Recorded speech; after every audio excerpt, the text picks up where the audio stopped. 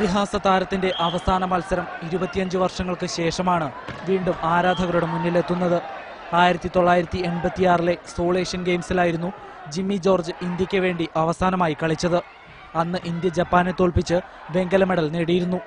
India അവസാനമായി നേടിയ Asian games volley medal കൂടിയായിരുന്നു ഇത്. ജിമ്മിയെ കൂടാതെ ഇപ്പോൾ ഗവർണറുടെ ADC-യായ ഉദയകുമാറും സിറിൽ സി വെള്ളൂരുമാണ് ടീമിലുണ്ടായിരുന്നത്. എല്ലാം കൊണ്ടും എല്ലാവരും ഒന്നിനൊന്ന് മെച്ചമായിട്ട് അവരവരുടെ കഴിവിന് പരമാവധി കഴിയുന്ന രീതിയിൽ അന്നത്തെ പെർഫോമൻസ് നന്നായിരുന്നു. എന്നാൽ പോലും ഇപ്പൊ കാണുമ്പോൾ പോലും എനിക്കൊരു ത്രില്ല് തോന്നുന്നുണ്ട്. ഞാൻ 2-3 പ്രാവശ്യം അത് ഇട്ടിട്ട് നോക്കി. കാരണം ഒരു ജപ്പാൻ സർവീസ് സമിതി എല്ലുന്നത് തിരിച്ചു വരുന്നു, അന്നേരം തന്നെ സ്മാഷ് ചെയ്യുന്നു. ഇപ്പോഴും അത് എന്റെ ഓർമ്മയിൽ ഇപ്പോഴും അത് നിൽക്കുന്നുണ്ട്. സോൾ ഏഷ്യൻ ഗെയിംസിന്റെ തത്സമയ സംപ്രേഷണം ഇല്ലാതിരുന്നതിനാൽ ഇന്ത്യക്കാർക്ക് കാണാൻ സാധിച്ചിരുന്നില്ല.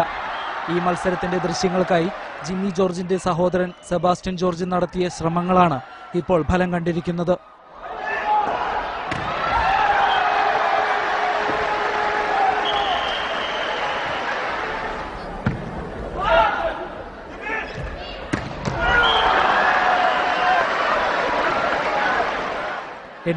ഇറ്റലിയിലുണ്ടായ ഒരു കാർ അപകടത്തിലാണ് ജിമ്മി ജോർജ് അന്തരിച്ചത്.